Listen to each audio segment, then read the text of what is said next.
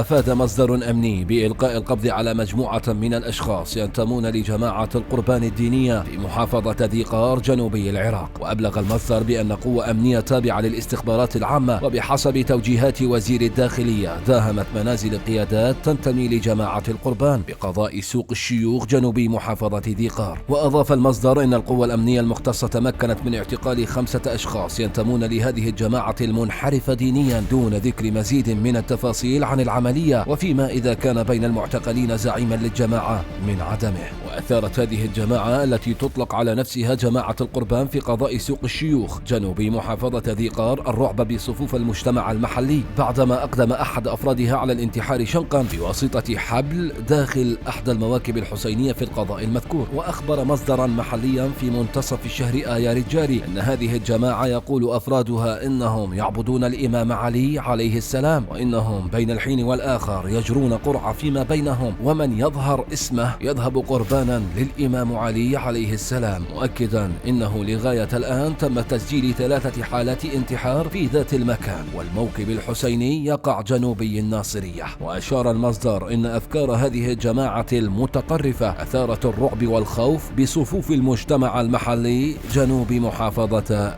ذي قار.